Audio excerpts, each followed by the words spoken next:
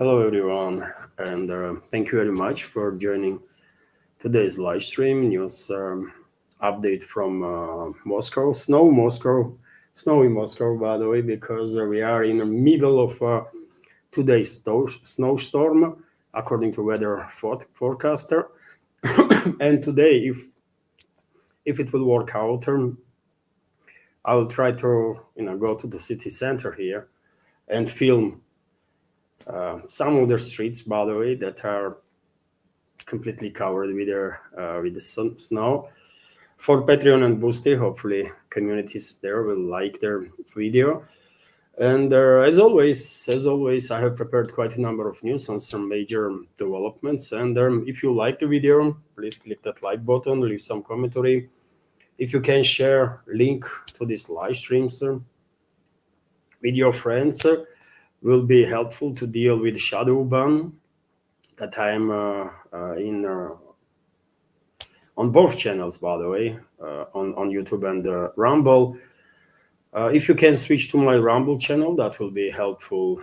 That will be helpful too. I can drop a link to my Rumble channel right now in the chat on YouTube. Let's see if it will work. If it will work out. So if you can switch to my Rumble channel, that will be helpful too. It's the same stream after all, isn't it? And you don't have to be like subscribed to my channel even to watch the video. Anyways, if you appreciate my work and if you want to support her, under this video in description box, you will find links to supporter platforms. And that's being said, let's go through some news now. And I will start with this report from RIA Novosti, which is based on latest update of Russian Defense Ministry, that air defense systems on duty intercepted 19 drones past night, launched by Kyiv regime and its NATO backers to strike deep into Russian territory. So, report says that over the course of their past night, air defense systems on duty intercepted and destroyed 19 Ukrainian aircraft type unmanned aerial vehicles. Russian fighters shot down 9 drones over the Kursk region, 5 drones in the Krasnodar region, 3 over the waters of the Sea of Azov, and 1 each over the Ariol and Belgorod region. You can notice a number of these drones are relatively low, and whenever this happens, when Kyiv regime and its NATO backers are launching relatively low number of drones, it definitely indicates that they are stockpiling drones most likely, and in upcoming days we might see a relatively large-scale attempt on part of Russian enemies to strike deep into our territory. Air defense systems on duty are, of course, locked and ready to deal with whatever our enemy is going to throw at us. And there are thousands, most likely tens of thousands of lives were saved, by the way, by Russian air defense forces. That's for sure. Although, unfortunately, it is impossible, practically impossible to intercept aerial targets always 100% at a time. And therefore, they are every week, unfortunately, there are tragedies that are happening when people are dying. People are civilians, by the way, are dying. Civilians are injured as a result of this long-range drone and missile strikes that NATO and Kyiv regime are conducting to strike deep into Russia. And we have this report on TASS News Agency from Russian Foreign Ministry ambassador at large, Radion Miroshnik, who stated that over 80 civilians of the Russian regions, including 4 children, were injured in attacks by Kyiv regime's forces over the past week, and 15 civilians were killed. Overall number of civilians that were killed since the beginning of this year as a result of these NATO-Ukrainian strikes on Russian territory is more than 70 at this point, and the year just has begun. It's only 27th of January now. Of course, you're not gonna hear this information anywhere in a Western so-called media or even on alternative media outlets. Unfortunately, for whatever reason, there is not that much reporting about suffering that Russian civilians are facing as a result of this NATO aggression and this proxy war that collective West is waging against Russian Federation. Also, let me share with you information that the head of Russian General Staff, Valery Gerasimov, inspected Zapadar group of forces of the Russian Federation in a zone of special military operation. Let me give you some details on the statements that Gerasimov made during this inspection. So, since the beginning of January, Russian troops have liberated 17 settlements and continue their offensive in all directions within the special military zone. The chief of the general staff of the Russian armed forces, Valery Gerasimov, stated, and some quotes here, more than 500 square kilometers of territory have come under the control of the Russian Federation. He noticed also when it comes to West group of forces, Gerasimov went to say that Kupiansk-Uzlovaya settlement has been liberated. Inspection and clearing of the city blocks is underway, and let me show you on the map location of this settlement, Kupiansk-Uzlovaya. It's on the southern side of Kupiansk itself. So this is Kupiansk area, by the way, and the Kiev regime still continues to throw its whatever reserves they still have in Kupiansk direction in suicidal operations, and this is Kupiansk-Uzlovaya settlement on the southern side from Kupiansk. And according to Gerasimov, settlement is under Russian control and clearing operation is underway now in this relatively larger village, by the way. One might even say it's a town. It's just quite large settlement. Anyways, let's continue. Valery Gerasimov also went to say that Russian militaries are conducting combat operations in their settlement of Kosharovka and Glushkovka, continuing destroying encircled enemy formations on their eastern bank of Oskol River and advancing in direction of Kovalyovka. And this is Kupiansk area, by the way, generally speaking. The offensive, and this is quote, the offensive in the Rubtsovsk and Krasno-Limansk or Liman directions is progressing successfully. Units of the 25th Army are conducting street battles to liberate Liman and Krasny Liman and Ilichevka. The destruction of the Ukrainian armed forces formations in the Holy Mountains National Park continues, and let me show you on the map this area, by the way. It's most northern, of course, part of DPR, Donetsk People's Republic, and this is Liman town, and Russian troops are conducting operations inside the city on southern, eastern, and northern parts of this relatively large town. And Russian militaries are also conducting operations, clearing operations in this massive forestry or park, we can call it, on the southern side of the city. And well, for example, videos are circulating on internet. Let me update the map, or maybe this time around it will work okay. I don't know why I'm subscribed to this map, man. It's a horrible. It's never works properly, and quite later in terms of updates. But at least this is a neutral map, one might argue, right? And is not focused on anti-Russian false narratives that are pushed by Russian enemies. So videos are circulating on internet when Russian militaries are conducting operations in this southern part, right next to forestry or the park, and the manpower of hostile side was neutralized in this particular area, which indicates that presence of the Russian militaries in this forestry is quite significant. And of course, it's a massive area. It will take some time before Russian troops will establish full control over this forester, but well, they are already not just dealing with the ground forces of their enemy in this forestry, but also conducting operations to neutralize hostile units inside the Liman itself, or Krasny Liman itself, right? So this is the area, by the way, that Gerasimov is talking about. Let's continue with some more information from statements of Gerasimov.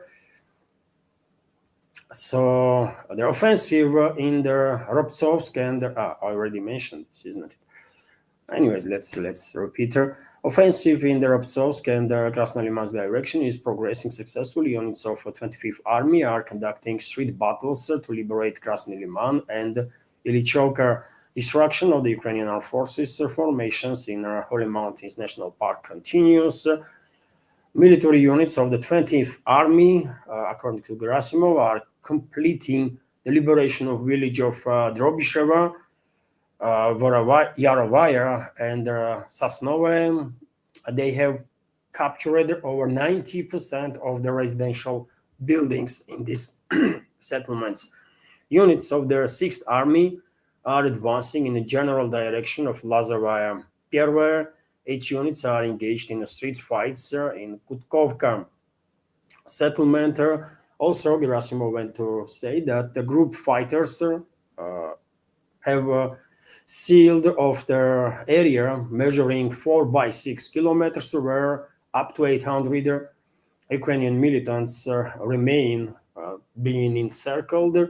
So maybe soon we will see some, we will receive some information about mass surrender of Kiev regime's forces in this direction, or maybe not. Difficult to say, but it is a possibility that soon we will see some videos of entire units of the Kiev regime that are surrendering in an area of operation of 6th Army. When it comes to North Group of Forces, Gerasimov stated that her army is expanding its security zone in the border area of the Sumy and the Kharkov regions. 4 settlements were liberated within a month, including Semyonovka and Staritsa in the last week. And let me show you on the map this area also. So this is our northern part of Kharkov region, and this is the Semyonovka settlement that Gerasimov is mentioning there. And this is Staritsa settlement.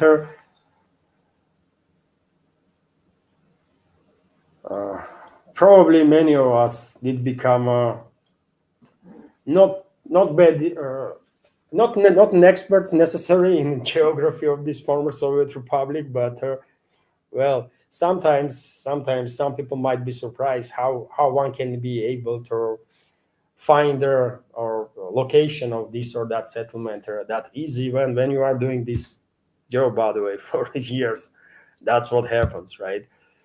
And while map is open, dear friends, let me also give you an update on Zaporozhye direction that Russian armed forces, according to a number of reports, liberated Novo Yakovlevka settlement on the western, most western flank of Zaporozhye sector, and by doing so, Russian troops get even closer to Orekhov settlement, even closer to main supply and one of the main supply and support lines that Orekhov garrison of Kiev regime connects directly to Zaporozhye city, which is, of course, administrative center of the Zaporozhye region. So significant progress, I will say, of Russian militarism in Zaporozhye sector too. But let's continue with their statements of Gerasimov.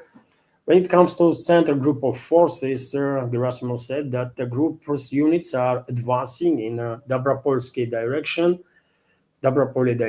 Street fighting is ongoing in the village of Grishino, Novy Donbass, and Belitskaya. South group of forces, the fighters are actively advancing west towards Slavyansk. Assault units have taken control of the villages of Banderno, Zakatne, and Privolne. Combat operations are underway to destroy Kiev regime's forces in Konstantinovka settlement. East group of forces The military is advancing in the eastern part of Zaporozhye region, and they're creating security zone in Dnipropetrovsk region. In January, 4 settlements came under control of his group of forces, and when it comes to the Dnieper group of forces, according to Gerasimov, group's units liberated Novo Yakovlevka. I just showed you on the map, by the way, and took control of 4 other settlements within a month. They are advancing in the general direction of Zaporozhye. The forward units are located 12 to 14 kilometers from their southern and southeastern outskirts of the regional center. That is Zaporozhye city itself, by the way. So this map, as you can see, is quite late in updates. Russian troops or forward units must be somewhere, I mean, much higher northwards than this map shows, right? And distance is up to 15 kilometers max, right? From forward Russian units, and there is a larger administrative center, by the way, Zaporozhye city. And well, it is difficult to say when Russian troops will launch an operation to liberate Zaporozhye, but I guess this will happen within the next several months, and Kyiv regime and its NATO backers gonna have a hard time maintaining their positions in Zaporozhye because the main body of the city is located on the eastern or left bank of the Dnieper river, and it's going to be logistical nightmare for Russian enemies, Kyiv regime and its NATO backers to sustain supply and support lines, let's say this way. And well, that's about it from statements of Gerasimov. Let's continue with some other news now. And RIA Novosti is reporting that Kyiv regime is deploying special forces from their main intelligence directorate to the Kharkov region. Let me give you details on that. So Ukrainian armed forces command is deploying mine clearing equipment along with the units from the main intelligence directorate and the 169th Mechanized Brigade to the Kharkov region. Russian security agencies told the RIA Novosti. And this is, I think, important report from Russian militaries, because it is a possibility based on information itself that mine clearing equipment has been deployed somewhere. There is no specifics in which particular area, but somewhere in Kharkov region, mine clearing equipment was deployed there. Special forces of their main intelligence directorate, terrorist organization basically that is operating under the umbrella of CIA and MI6, right? And formally is a part of Kyiv regime's defense ministry. And also mechanized brigades, units of the mechanized brigade were sent in this direction too. And this could be indicator that maybe Kyiv regime is planning maybe incursion into Belgorod region. Maybe, right? Recently, Kyiv regime intensified significantly long-range attacks on the Belgorod region, on the Belgorod city itself. Unfortunately, enemy is actively using US-made HIMARS long-range multi-launch rocket systems to target Belgorod and other settlements in the area. And this activization of these long-range strikes on the Belgorod region, in some ways could be indicator that NATO and their proxies in Kiev are planning some sort of incursion into Belgorod, or maybe this is maybe in reality they are planning to attack somewhere else, from Sumy region, let's say, or Chernigov region, and current activization and also redeployment of the Saturn formations towards a border in the Kharkov region is deception, part of a deception operation. Anything is possible, and well, if I can calculate this, I'm quite sure analytics experts in Russian Defense Ministry definitely can calculator all the possibilities, and hopefully Russian militaries will be ready for whatever plans our enemies, Russian enemies, have. But as it stands right now, there is clearly indicators in place that maybe in upcoming days or weeks, Kiev regime will launch offensive operation from Kharkov region to infiltrate Russian territory. Maybe. Let's continue with some other news. And Russian troops, dear friends, are further advancing drone technologies, obviously. And drones, drones did significantly influence their modern battlefield. And I want to show you a video of deployment of Russian Geran drones, modernized type of Geran drones that were used to hunt down two helicopters of the Kiev regime, this Western backed terrorist regime of Zelensky. One is Mi-24 helicopter gunship, and another is Mi-8 transporter helicopter. Although in both cases, these helicopters are equipped with their launchers of their unguided missiles, and most likely these helicopters were deployed by a Kiev regime towards their front line for such missile attacks on positions of the Russian armed forces. And let me show you video itself now. These Gerans, as I said, are updated. They are equipped with their video cameras, right? And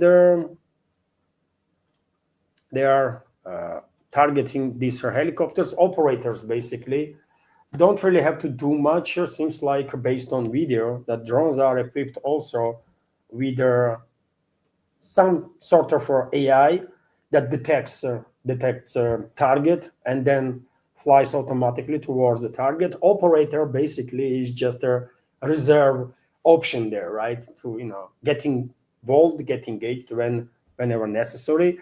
So this is itself, by the way. This is Geran drone, is tracking target and flying directly towards it. And at this point, I mean, people who loved aviation and knows how helicopters of different countries of different types look like, they will agree that at this point, clearly, I mean, silhouette of the helicopter indicates that this is a Mi-24, clearly, by the way, right? So Mi-24 was targeted first, and then you can see Mi-24 is burning there. There's a fire, and Mi-8 was tracked by another Geran drone and neutralized. And what is also interesting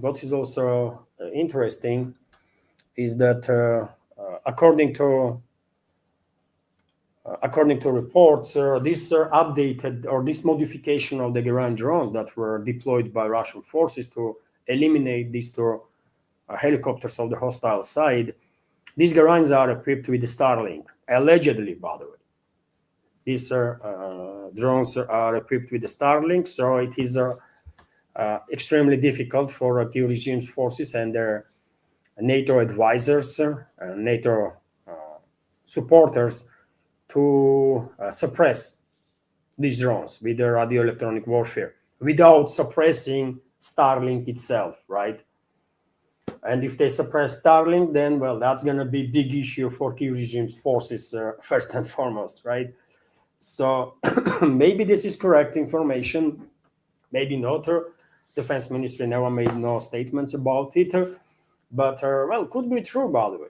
If one can use Starlink to enhance capabilities of drones, then why not? Although it is unfortunate, obviously, that Russia still does not has operational infrastructure, largely operational infrastructure similar to Starlink.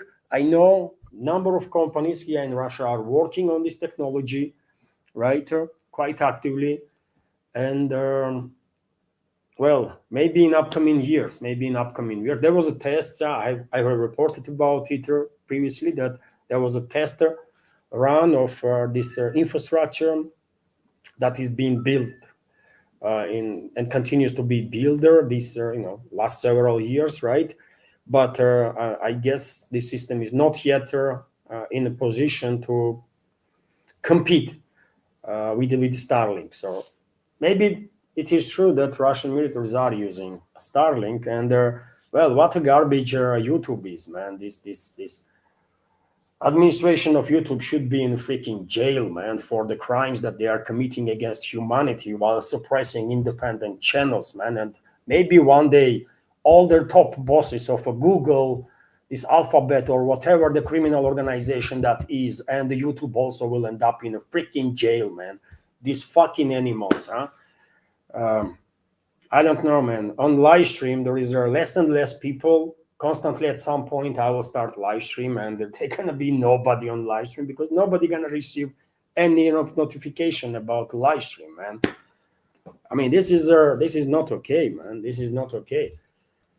And we don't really have alternatives, isn't it, to these garbage platforms that are YouTube and Rumble is. We don't really have an alternative to this garbage, man, to communicate on a worldwide scale. And we need this, man. We need alternatives. Oh, plain.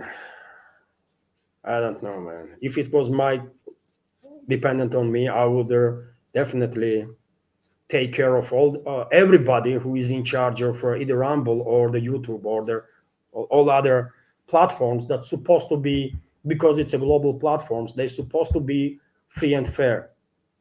They're supposed to be free and fair, by the way. This is not okay. These fucking criminals, man. Anyways, sorry, dear friends, but it is upsetting, man. I'm trying, right, to reach wider audience, and I can see that I've been suppressed, man. What can I do? It's a freaking algorithm written by these criminals that are in charge of YouTube, right? How I'm gonna deal with their freaking program? No how, right? Unbelievable, man. And these criminals are promoting all the garbage, actual garbage propaganda freaking channels, right? To brainwash people even more than they are right now. And you see some fucking so-called channels on YouTube that are sharing freaking nonsense non-stop, and they have freaking hundreds of thousands of views. How, for God's sake? What kind of idiots and morons are watching those channels? Really? But maybe they don't watch, man. Maybe these numbers are all fucking fake. Anyways, sorry for my emotions, but I mean, I'm kind of sick and tired of this everyday fucking struggle, man, to fight for this project. Fucking animals, man.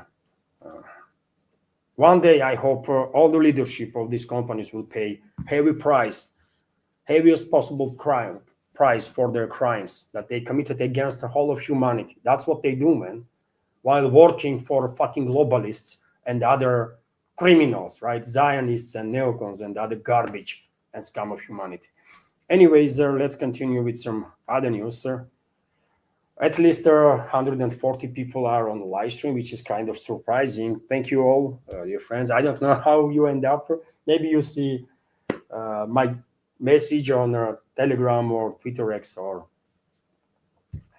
I don't know, man. Maybe like 0.001% of the community is actually receiving notifications that there is a live stream on the channel. Anyways, let's continue with some other news, sir. And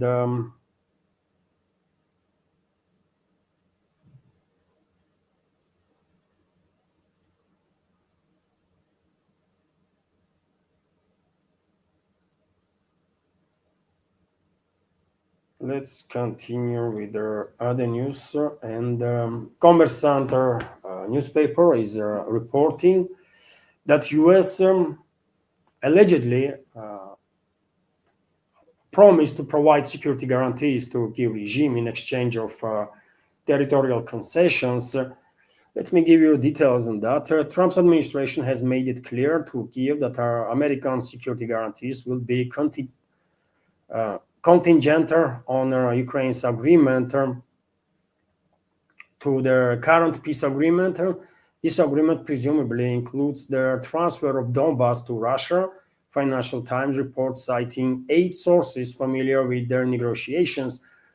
According to, and it's always these unnamed sources, by the way, 8 sources, 10 sources, 15 sources, but there's no names, right? There's no way you can check this information, right? But that's the way of modern journalism, right? In this world, when especially in the West, when there is constantly like some sources. What sources, man? Who told you this? According to publication, Washington also signaled its willingness to offer additional arms supplies to strengthen the Kiev regime's armed forces during the peacetime. Such assistance is conditional on the withdrawal of the Kiev regime's forces from those parts of Donbass that currently are still held by Kiev regime. And well, there is several issues here to discuss, isn't it?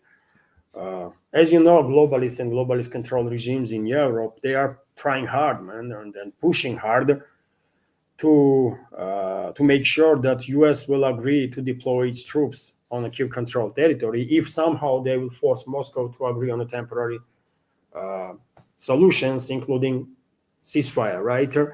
As you know, coalition of willing built by number of European states already has declared that they're going to deploy troops on a Kiev controlled territory. First of all, UK and France.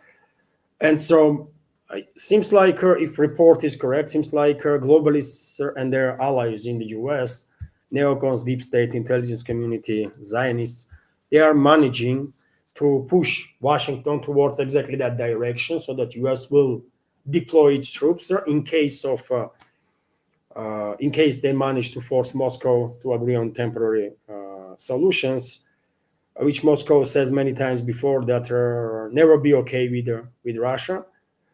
But things happened, and this is obviously extreme danger if a situation will develop this way, because it would not be that hard for globalist masters of the Kiev regime, isn't it, to provoke a next round of confrontation once they will use this pause, temporary ceasefire or whatever, to rearm, reorganize their proxies, right?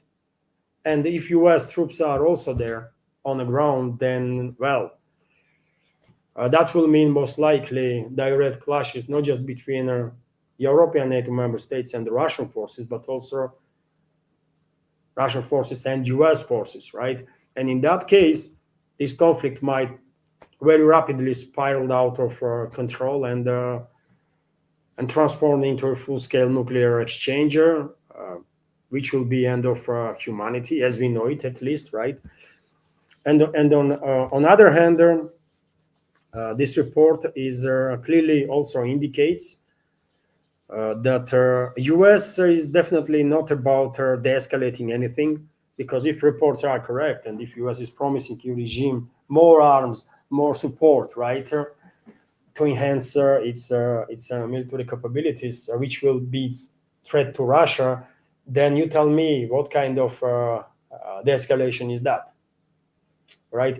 It is becoming more and more obvious, by the way, or should be more and more obvious for everybody, that U.S. ruling class is basically what they want is to Europe to continue this war against Russia, so that they will be more focused on Indo-Pacifics. That's all, by the way, right? Western ruling class or American ruling class wants Europe to be still engaged there in this proxy war against Russia and do whatever they can, so that America will focus mainly on global South, in the Pacifics, and the Western Hemisphere, same time. That's all. Washington don't want no end of hostilities. They don't want no peace, by the way. Otherwise, no one is stopping Trump to withdraw any military transfer for a Kiev regime. No one is stopping Washington to withdraw any intelligence sharing with their either key regime or European backers of the key regime will, and that will fast track end of this war, obviously, right? Why Washington is not doing this? Because they don't want peace, man. It's just talk. In reality, all they want is Europeans to continue being invested as much as possible in this proxy war, and if necessary, to sacrifice more countries and more citizens of either former Soviet republics or maybe potentially even European NATO members, right? While they themselves, American ruling class, will focus on others, right? On China primarily. That's it, and we all understand that, isn't it? It's we don't have to be geniuses, right, to see what is going on. Although the White House denied this claim from Financial Times, we have this report, for example, that White House has denied the Financial Times report that Ukraine's renunciation of territorial claims is a condition for Kiev receiving U.S. Security guarantees. This was stated by White House Deputy Press Secretary Anna Kelly, and even this report from White House, which is kind of debunking Financial Times, is includes in it dangers, right, risks, because if you take this statement from White House for face value, then that means U.S. will deploy its troops on the Kiev-controlled territory anyways. They will give them security guarantees anyways, no matter what Kiev will do, right? Agree on the withdrawal of its forces from Donbass, let's say, or not. I don't know, man. This is I think time has come. I think time has come. Moscow to just stop playing the games with Washington, man. That's all, right? I have said many times before, and I will repeat many times in the future, as long as I have these channels or the programs, that U.S. Some miracle has to happen, brother. Some miracle literally has to happen. Americans, ordinary Americans, U.S. society, to be able to regain control over their country, over their own destiny, right? And then to replace current corrupt political system and the political class with a decent political system and decent human beings. And do you think this miracle will happen anytime soon in the US, in next couple of years, in next couple of decades? I don't think so. I just don't think so. I want this miracle to happen, but chances of that is next to none. So therefore, anybody who says here in Moscow or elsewhere that negotiations with Washington make sense and Washington will honor agreements and Washington will act adequately, all these people are either stupid as hell. I mean, I don't know, either very stupid or just naive, very naive. And I think we, Russia, are not in a position to allow ourselves naivety, right? We cannot be naive, man. We've been played how many times by the Western ruling class? Many times, right? So are we capable of learning the lessons? Maybe we are not, man. I don't know, but by now we should learn the freaking lesson that you cannot trust nobody from the Western ruling class. No capital from the Western ruling class. Neither Washington, neither London, neither Berlin, neither Paris. None of them, man. They all are our enemies. Mortal enemies, right? And all our policies should be based on that. On bloody freaking reality. Otherwise, otherwise, we are in trouble. So I don't know. You tell me what you think about all these reports here, but yeah, seems like globalists are managing to influence Washington big time, right? And nobody should be surprised if one day we wake up and media starts reports about deployment of US troops, French troops, British troops on Q-controlled territory and stuff like that. They might do it anytime, right? They might not even wait for potential like Minsk-free or potential temporary solutions if they actually force hands of Kremlin to agree on that. And unfortunately, I really believe that we are getting closer and closer to these temporary solutions, Minsk-free. Lately, by the way, and I have many reasons to think so, that some sort of a Minsk-free going to happen in near future. And I think so because some strange things are happening here in Russia, for example. There is some political developments, geopolitical developments that are indicating for me that maybe we are heading towards the Minsk-free. And also there is some strange things that are happening here in Russia. For example, I use Kaspersky, right? Kaspersky VPN. Kaspersky is a big company, by the way. This is not some small gathering of the people that don't know what they do. This is a big company, right? And Kaspersky's VPN, I'm subscribed to Kaspersky's VPN. It's a paid subscription, right? And I need that to be able to make these live streams, right? Otherwise, you cannot open YouTube or the Rumble, by the way. You cannot even open StreamYard. And lately, and this is noticeable, especially since the new year, Kaspersky VPN is experiencing some tremendous issues, man. Every day I'm struggling to find a server through which I can launch a live stream, right? Every day before stream, I have to check speed, I have to check server. And it's always different servers, by the way. This one that I use today might work for time being. Maybe in a few hours time, this will not work and I still have to start looking for another one. This type of issues never occurred before. Also, there are reports about Telegram being slowed down. There are some other reports and the rumors also, by the way, right, that are circulating here in Russia that are indicator to me that maybe some sort of a firewall is about to be established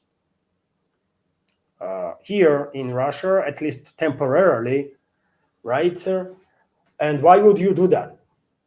Why would you suppress internet or the suppressor any communication with the outside world? Why would you do that? Maybe because you don't want society to have some information about some stuff, right? And what might happen in near future, that might be very hard sale or impossible sale for Kremlin. Minsk-free, possibly, maybe I'm just freaking paranoid, by the way, right? I'm a journalist, so I have to question everything, right? A journalist has to be paranoid, actually, right? To do their job correctly. You have to question everything, right? And that's what I do, man. And I did not find all this stuff as to be random. Kaspersky is a big company, by the way. How come that for weeks now they cannot resolve the issue of the servers on the VPN side of things? This is a massive company, man, with top specialists. They clearly intentionally are doing this stuff, right? Reports about Telegram being slowed down and stuff. Some other things. So yes, I think there is enough indicators that we might, maybe we are getting closer to Minsk-free, maybe. And yeah, that will be, of course, big setback for Russia, because any temporary solutions, we'll understand, any temporary solutions, by the way, will be used as a break, right? by enemies of Russia to rearm, reorganize themselves and their proxies in Ukraine. And whenever they are ready, they will launch next phase, man. It is what it is, right? Anyways, let's continue with some other news. And well, it is interesting, by the way, that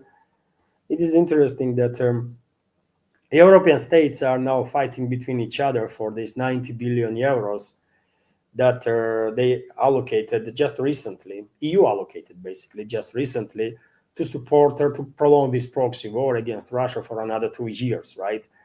90 billion euro loan. And we have these reports, for example, that from Telegraph, which is a British propaganda outlet, obviously, we have this report that France allegedly is opposing EU plans to buy British Storm Shadow cruise missiles for a Kiev regime, for strikes against Russia, let's say, as it is, right? Because all these long-range strikes are conducted by militaries and intelligence staff of the UK in case of Storm Shadow, France in case of Scalp EG, US in case of HIMARS, MLRS, right? Including ATACMS, by the way. We all know this. And well, France is not happy that Brussels wants to give an order to UK for Storm Shadows, right? Because they want French analog Scalp EGs, and they are analogs, by the way. They're same weapons that are built in two countries, right? They have different names, that's all, right? Scalp EG and Storm Shadow are same freaking missile, mainly. And France wants French Scalp EGs to be purchased for strikes deep into Russian territory, not the British ones. And France is also opposing Brussels and their other capitals in Europe that are okay with allocating number of billions from these 90 into US to buy US weapons to prolong this proxy war against Russia. France wants this money to be spent in Europe. And because France has quite significant military industrial complex, of course they want the money, by the way. They want most of this money, right? Let me give you some details. A coalition of 11 EU capitals has proposed easing the rules on Kiev's use of 90 billion euro loan to buy British weapons, but France wants their money to be spent within the EU. France has become an obvious opponent of these proposals.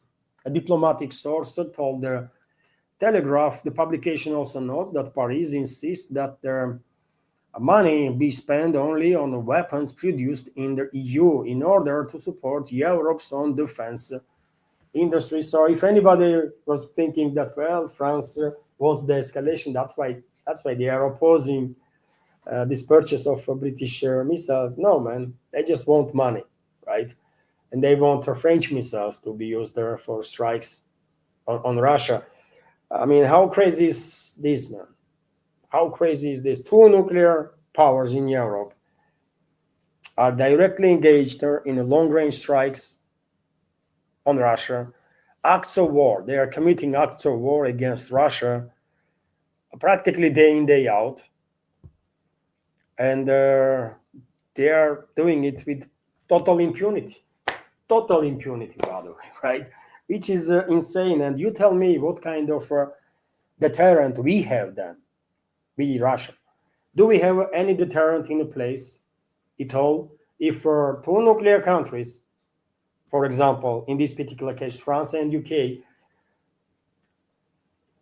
on daily basis committing acts of war against us, right? And without any consequences for themselves, literally any. And US does the same. Let's be real here. US does the same.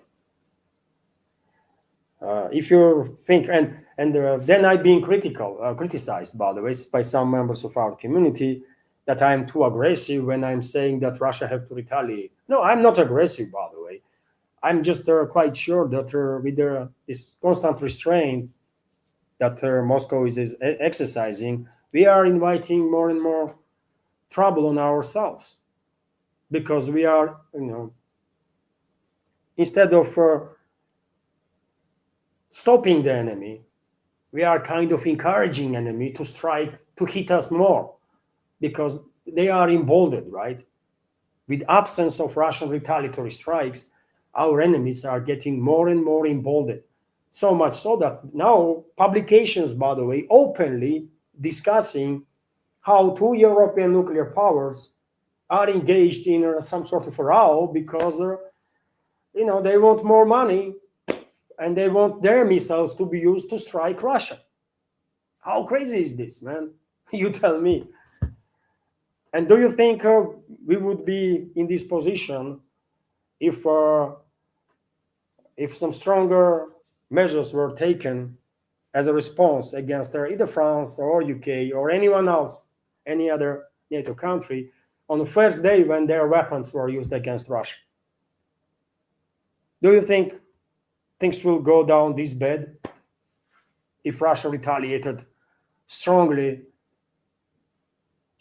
on the very first day that Western weapons were used, let's say, for strike deep into Russian territory? I think we would not be in this situation now that we are now. So it's not about me being aggressive, by the way. It's about me being realistic, because I know that Western ruling class has no brakes. Western ruling class has no reverse gear. They just don't, man. They don't. Only way you can stop them is if you are forcing them to behave differently, right? That's how it is, man.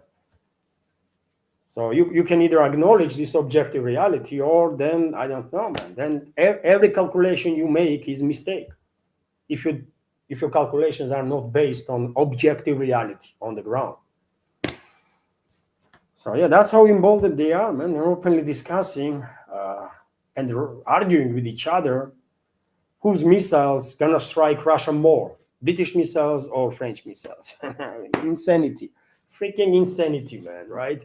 If you tell me this would happen like 5 years ago, man, I would say no, man, impossible, right?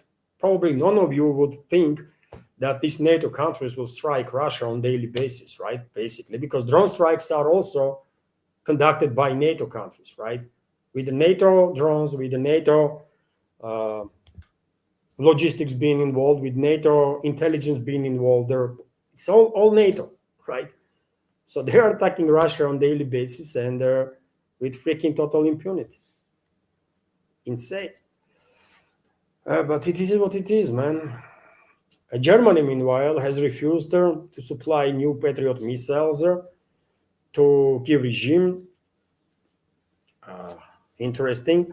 So Berlin cannot provide Ukraine with additional Patriot air defense systems because it expects them to be delivered for its own needs. German Defense Minister Boris Pistorius stated, and this is quote, by the way, "We can't do more since we ourselves are waiting for deliveries of Patriots or to replace those transferred already." He said at the press conference with his Liechtenstein counterpart, Robertas Kaunas, or Lithuania, sorry, not Liechtenstein, but with his Lithuanian counterpart, Robertas Kaunas, in Berlin, Pistorius noted that Germany has already transferred more than a third of its Patriot systems to Kiev. He stressed that Germany had made disproportionately large contributions to supporting Ukraine with their air defense assets compared to other allies. And by the way, it's not just air defense systems. Germany is second to US when it comes to financial and military aid to Kiev regime. Germany is involved in this war as one can get. And yet again, no consequences for Berlin, no consequences for Germany.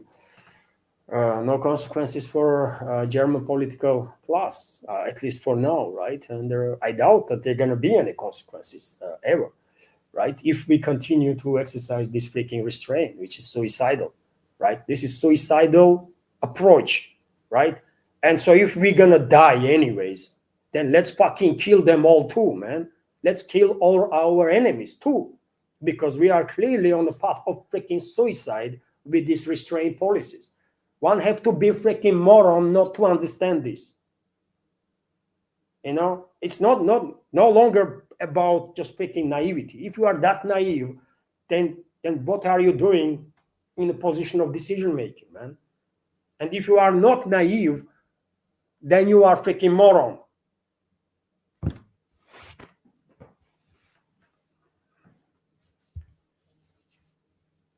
Unbelievable, man. Unfucking believable.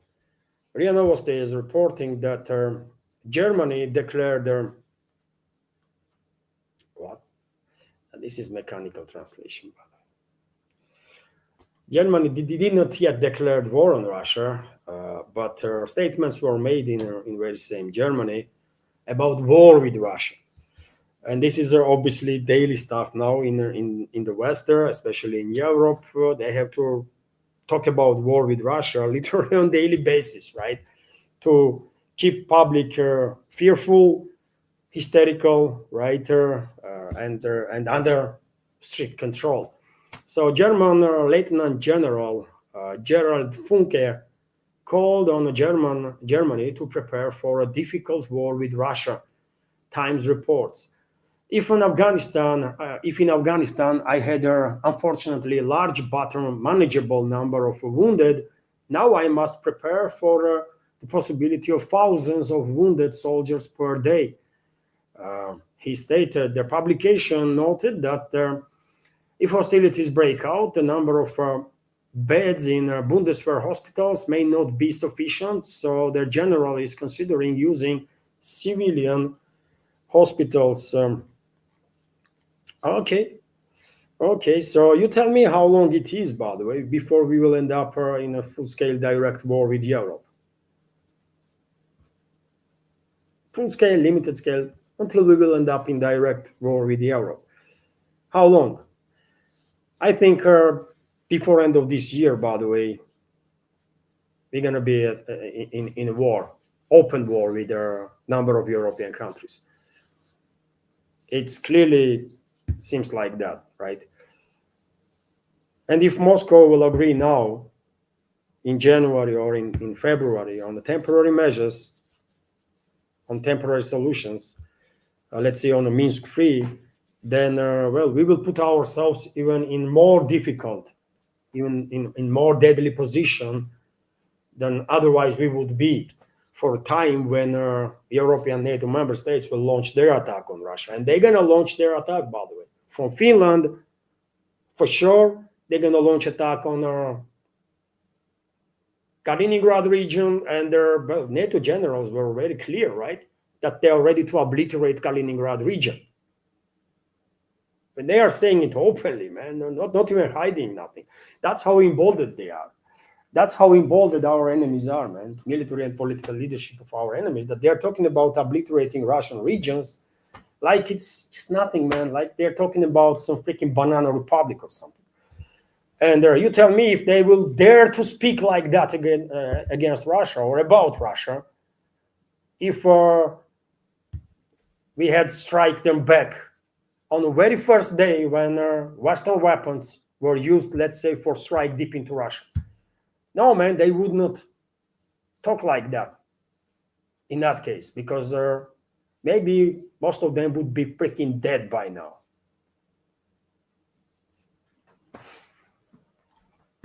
So yes, they are preparing for a war, and I think it will make sense if our government at least tell us too that we should get ready or prepare for fucking war with Europe, right? Because we don't want to be caught off guard.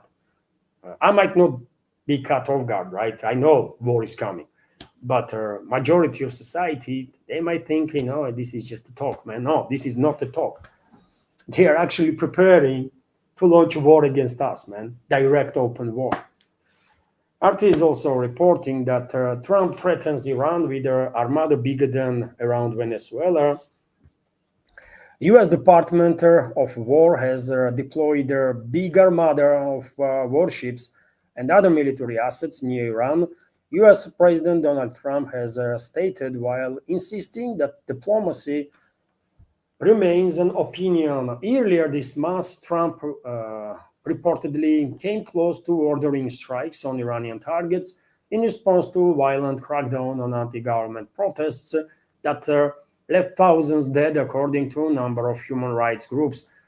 While he delayed that decision, military assets have continued to flow to the region. In an interview with the Axios on Monday, Trump stated, "The situation with Iran remains in flux. We have a bigger armada next to Iran, bigger than Venezuela," he said, referencing to U.S. naval buildup near the South American nation that led to capture of Venezuelan leader Nicolas Maduro, not capture, kidnapping, right? At the same time, Trump suggested that Tehran genuinely wants to negotiate a deal, claiming they called on numerous occasions they want to talk. Okay, man. Okay. Yeah, you know, if I remember correctly, Iran was engaged in negotiations with the U.S. when Washington and Tel Aviv, when U.S. and Israel launched that 12-day war against Iran, right?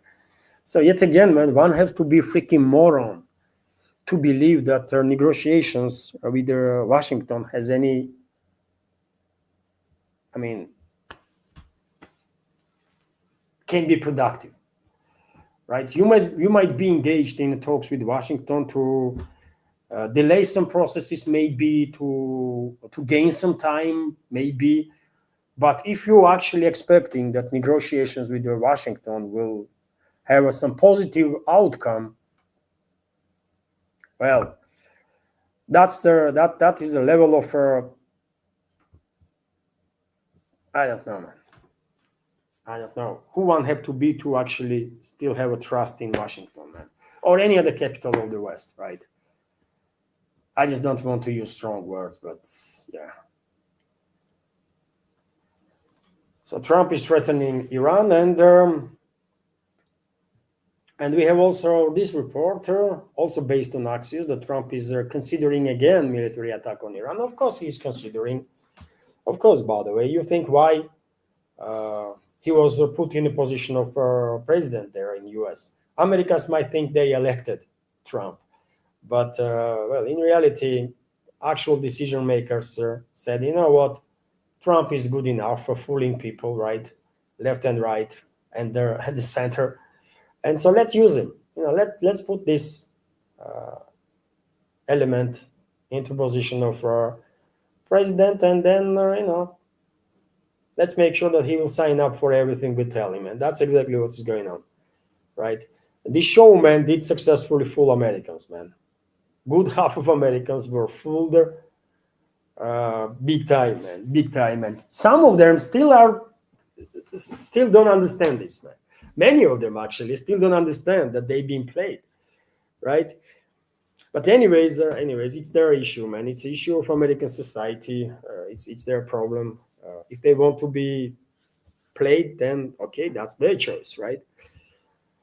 But yes, they're gonna be war. They're gonna attack Iran for sure, 100%. By the way, but not to liberate Iran or Iranian people, not to establish a democracy, not because they care about Iranians, but because they want to provoke internal conflict in Iran on ethnic lines. First of all, between Persians and Azerbaijanis, right? All the Kurds and Belugis are in their plans, that Western ruling class has probably. There is a role for Kurds and Belugis and others also, right? And they will try this. They will try this. By the way, I have spoken about this so many times. So there is no need to repeat. But they want full-scale destabilization of the Middle East. Western ruling class desperately wants to shut down navigation in the Persian Gulf and through Hormuz Strait to cut off China from Middle Eastern energy sources. And I explained also a million times why they want this, right? And and one way how they can achieve this is to provoke a full-scale destabilization in a region, a full-scale regional war on sectarian and ethnic lines. And they are provoking tension. They are engaged in so many directions, by the way, to build up tensions inside the Gulf countries, right? And also among the Gulf countries. I mean, U.S. Secret Services or British Secret Services, they are doing, and the Israeli Secret Service, they are already doing their dirty job in this regards, and unfortunately quite successful. And at this point, I mean, because Moscow and Beijing are reluctant to get involved in a scale that is necessary to deter a Western ruling class, I think at this point it is absolutely inevitable, right, that Middle Eastern will be blown up, and Middle East will descend in total chaos, total bloodshed, right? They're going to be massive confrontations inside the countries, between the countries, on religious and sectarian lines. Only way we can stop this is to basically, only way is if Russia and China and hopefully India will send their militaries to deter West and Israel too. But for now, I did not see any indicators that either Moscow or Beijing or New Delhi have any plans to do so. So then Middle East is about to enter dark, very dark times, by the way. If anybody thinks, Middle Easters are experiencing hardships now, and they do, by the way, I mean, you have no idea what is waiting for the people of this region, man. If Western ruling class is successful, Middle East gonna turn into hell on earth, total hell on earth. That's their plan. That's what Western ruling class wants, and they are very close to achieve this. Meanwhile, well, some regional players are making some statements, but they are in no position to actually influence decision-making process of the Western ruling class. Only Russia, China, and India can, if they want or if they understand what is going on. But meanwhile, yes, local some actors also are making some noise. For example, Hezbollah Secretary General Naim Qassem made a statement, and this is quote: "We consider the threat to assassinate Ali Khamenei, religious leader of Iran, to be directed at us well, and we have every right to do whatever we deem appropriate. We are not neutral towards any aggression against Iran. War against Iran this time could ignite the region." And well, strong words from Hezbollah leader, but I mean, you cannot protect southern Lebanon. Israel is killing your people day in, day out, literally every freaking day. Israel is killing your people, bombing your territory, your homeland, and you cannot do nothing to Israel. And you are saying that you're gonna do something against what, US and UK? I mean, really? This is not even freaking laughable, man, at this point. Hezbollah is decimated. I'm surprised how this once powerful organization was decimated this quickly by Israel, man.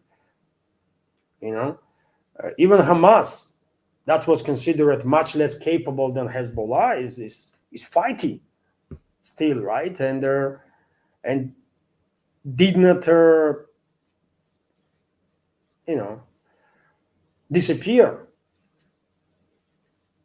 Hezbollah is almost completely gone from their picture, right? Israel is killing Lebanese, day in day out, bombing Lebanon, day in day out, humiliating this country and the nation.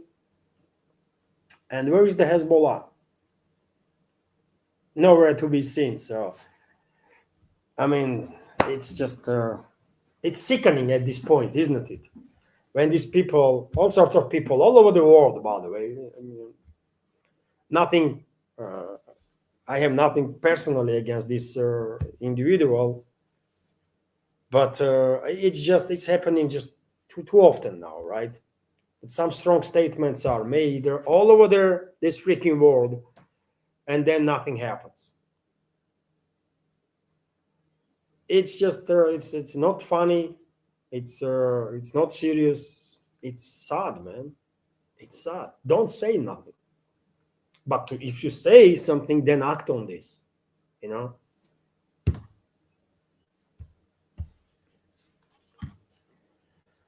Meanwhile, to stay on the Middle East for a couple of more minutes, reports are coming in that Russian militaries are being evacuated from Kamishli air base in northern Syria,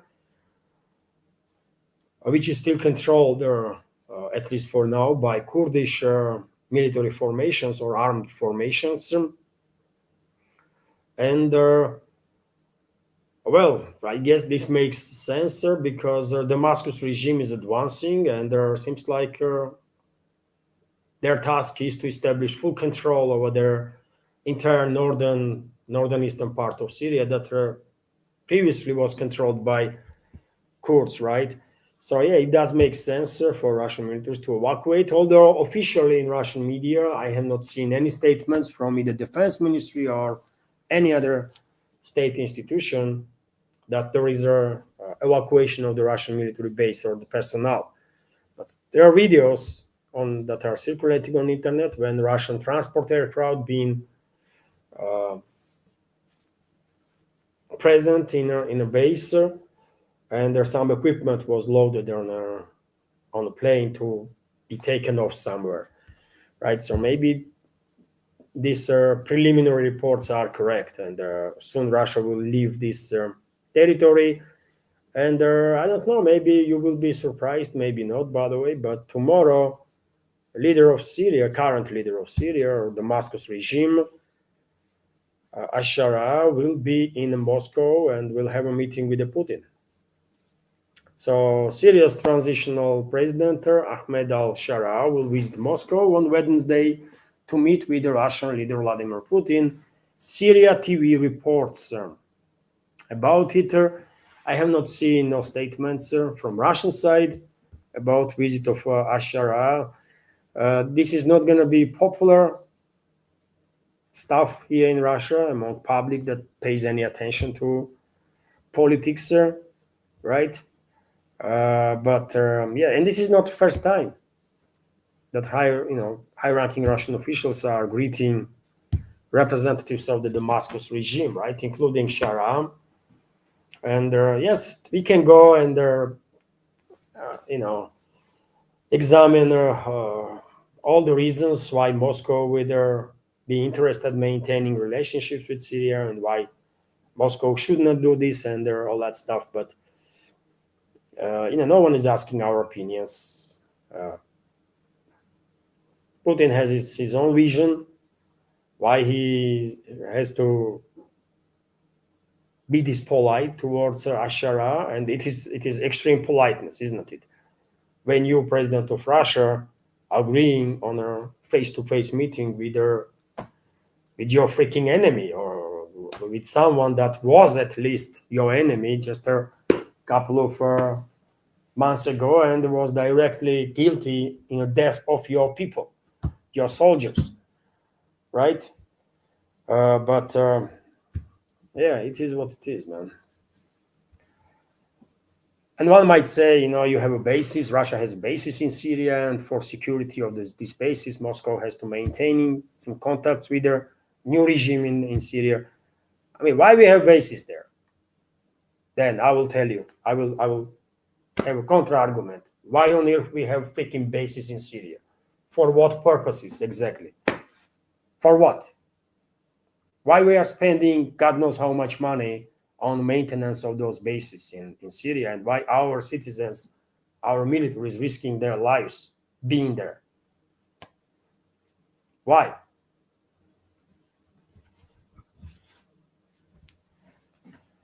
You know, I don't like this situation, by the way. I don't like that Moscow is trying to build some relationships with new regime in Damascus. But yet again, you know, Kremlin has its own calculus, and yeah, hopefully they know what they are doing, man.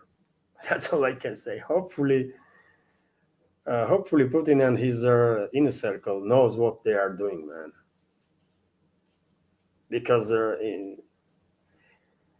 I don't understand quite a lot of stuff, right? Maybe because I'm a moron, and maybe exactly because I'm a moron, right?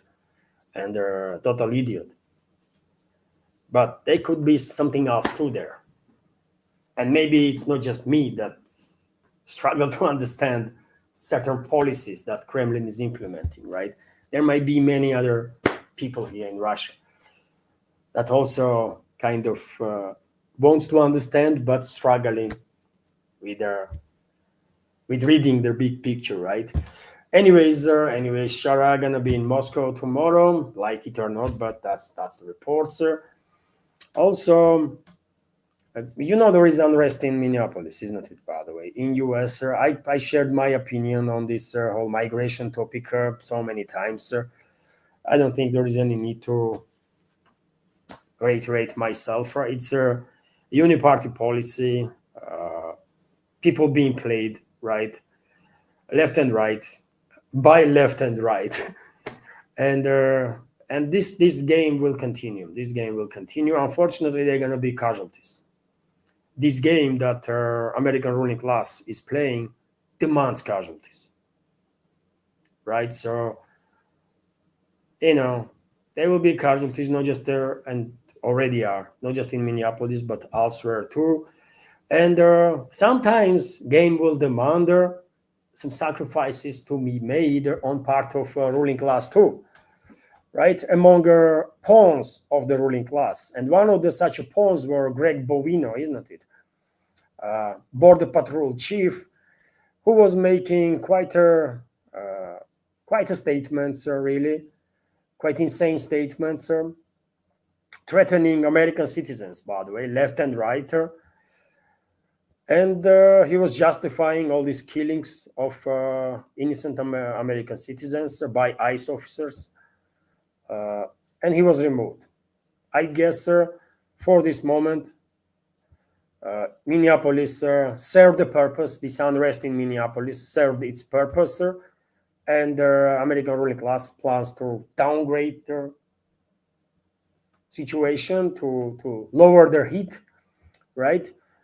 And therefore, decision was made to remove this Gregor Bovino from his position. This might be a temporary decision, by the way. This personality may appear somewhere else again. But for now, seems like American ruling class thinks Minneapolis served the purpose of their agenda, and they can de-escalate a little bit, right? Before they will transfer these hostilities into other cities too, because this is on one side public relations policy, part of public relations policies. They have to play the people, right? They have to brainwash the people that there is actual, especially supporters of the Republicans, that there is actual fight against illegal migration, right?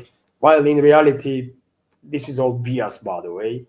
Yet again, let's keep in mind that Obama was deporting like 10 times more people on year-on-year terms compared to what Trump did, for example, in 2025, right?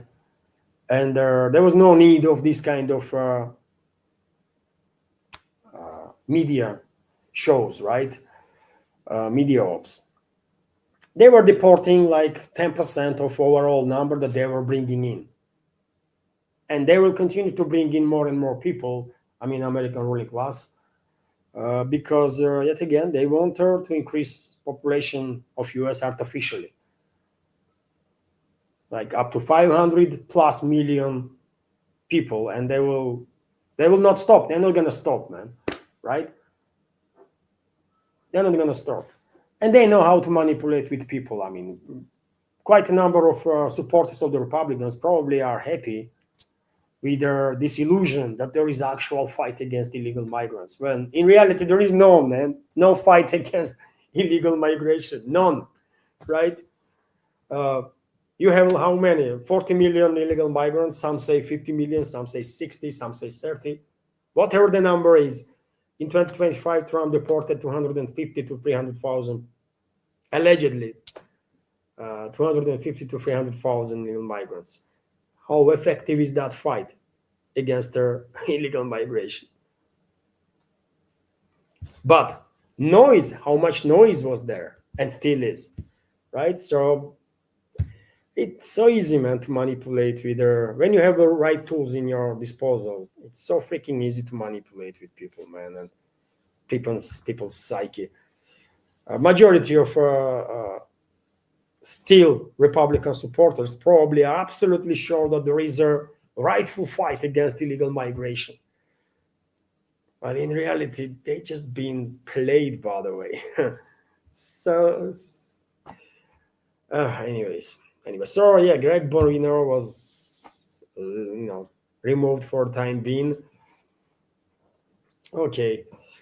TASS news agency, meanwhile, is reporting that EU Council approves a full ban on Russian gas supplies starting in 2027. So it's kind of official now that European Union will, starting January 1st, 2027, will ban supplies of Russian liquefied natural gas and on pipeline gas. Ban will be in force from September 30, 2027. So Brussels basically are finalizing total destruction of European economies, right? Okay, it's their right, by the way. If they want to go this way, flagging rookie, man. If they want to destroy their own future of their own countrymen, then what I can do about it? If European societies, by the way, are quiet, then what I can do about it? But yes, from 2027, no more Russian gas, no more Russian nothing. Okay. Slovakia and Hungary are not okay with that, although, I mean, in other countries there are different regimes, but Slovakia and Hungary are saying that they're gonna fight back against Brussels on this issue. Well, good luck to them, man. Good luck to them. Neither Fico, neither Orban not gonna stay in power forever, and I'm quite sure globalists already have plenty of scenarios in the workings, right?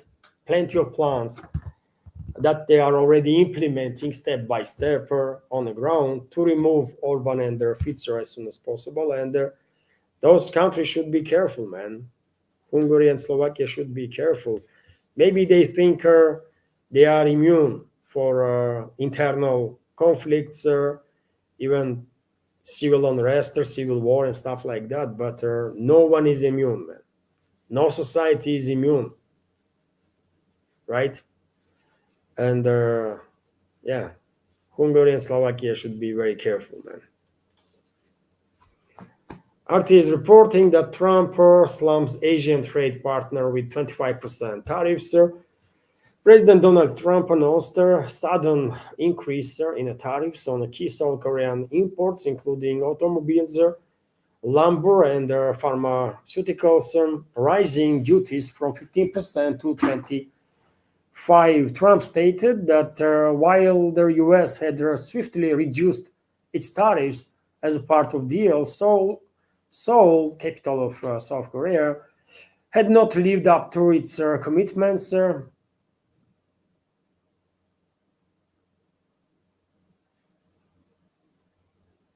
Sustaining their punitive measures, President Lee and I reached a great deal for both countries why has not the Korean legislate legislator approved it? Trump wrote, and yes, then impose additional 10% tariffs from 15 it rose to 25. Okay, by the way, okay, US citizens will pay like 10%, 10, 15% more now for most of the Chinese goods, I guess. And that's it. That's about it. TASS news agency is also reporting that UK Stammer says he won't choose between US and China during visit to Beijing. So Great Britain will not make a choice between preserving the special relationships with the United States and bolstering its ties with China, Prime Minister Keir Starmer told Bloomberg in an exclusive interview ahead of his trip to East Asian country. And well, these European leaders are so pathetic, isn't it? Day in, day out, they are, and especially when Trump is around, they are so happy to bash China, right? They are so happy to say all sorts of a crap about China and how China is an enemy and how China has to be restrained and how they're gonna do this to China and that. And then they are visiting Beijing, right? And they're begging for investments. I mean, how pathetic these idiots are, man. But yeah, and Stammer is no exception, by the way. British economy is in trouble, as it is the case with the German economy, French economy, all of them, man, right? And I don't think there is anything really that can be done now to reverse this process of decline in Europe, in leading economies of the Europe and all the others. I don't think there is anything that can be actually done to reverse this process. And if Stammer thinks he gonna like trick Chinese, man, if Stammer thinks he gonna fool Chinese, then oh, I have Himalaya mountains in my pocket to sell it, man. Right? I will do some good discount on that. So, you know, a British ruling class, by the way, is losing and losing big time, and it is nice to see this hysteria on their part, this desperation and desperate attempts to maintain relevance, right? And well, unfortunately, because they still have some power and influence and capabilities, I mean, in their desperation, they are extremely dangerous. But nevertheless, give it 10, 20 years, by the way, 30 years max. And European, these generational clans, by the way, so-called aristocracies, gonna be decimated, right? At that point, maybe European people will actually have opportunity to regain control over their own destiny, right? But until then, no. Also, interesting report that India and the European Union have agreed on a free trade agreement. So India and the European Union have fully and finally agreed on a bilateral free trade agreement covering 25% of a global GDP and a third of a global trade. Indian Prime Minister Narendra Modi announced on Tuesday, and well, this is good news. Obviously, at least on the surface, this is something good. But on the other hand, declining Europe, by the way. I mean, India needs some real trade partners, man. Not this freaking declining Europe, right? So in the long run, it would not work. I'm not quite sure this agreement will work at all. They're going to be another half year approximately before lawmakers on both sides will agree on this deal, right? And yet again, take a look at the geography, by the way. Take a look at the geography. India and Europe, theoretically on the paper, they might have a great future in terms of trade. But if you keep in mind that current main shipping lines. Not going to be safe in short, right? And the only safe alternative route is going to be northern maritime route of Russia. And if you keep in mind that Europe is extremely hostile to Russia, right? Europe is enemy of Russia. Then, I mean, how are they going to develop trade? Today, tomorrow, day after, okay. I mean, there's still this Suez Channel is still operating, right? They can still go around there if necessary, go around the South African coast, which will make journey, of course, much longer from India to Europe. But for how long this maritime route is gonna be safe, man? Another 5 year, 10 years? That's max, right? That's maximum, man. In 10 years' time, you're not gonna be able to recognize either Middle East or the Eastern African countries. Even South Africa is in massive danger, but so how India and Europe are gonna trade, man? So these risks, of course, will be taken in account by Europeans, by Indians, and therefore, if anybody thinks that now they're gonna be tremendous investments from Europe to India, no, man, not happening. Unfortunately, yet again, I would love to see India being developed rapidly, right? But Europe is not a partner that can actually help with that in the long run, right? That's how it is, man. What else do I have bookmarked for today's live stream? Well, let me end our news segment, by the way, on this news that gold reached another record, historical record in price, and the same was done by silver. Gold at some point was trading above $5,100 for per ounce, and silver exceeded $110 for per ounce. And trend will continue.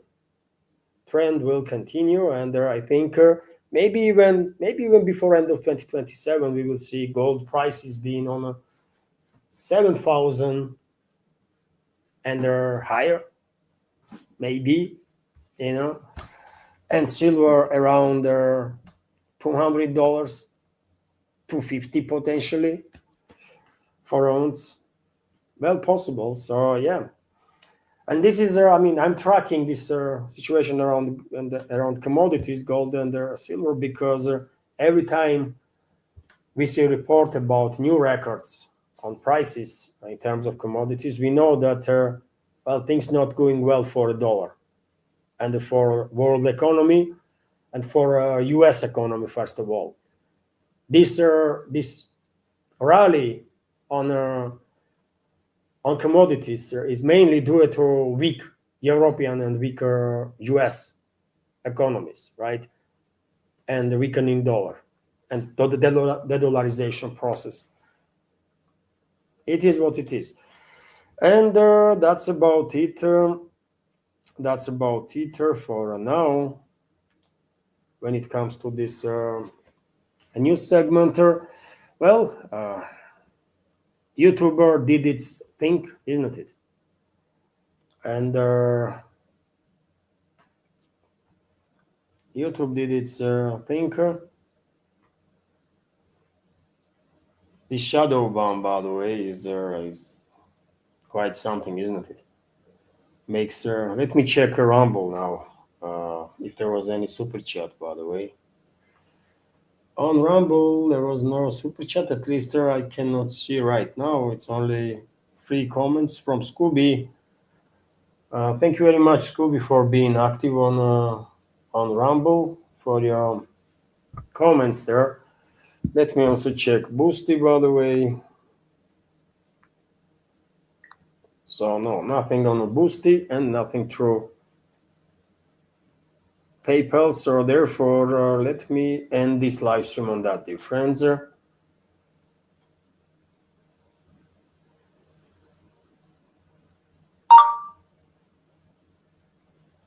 And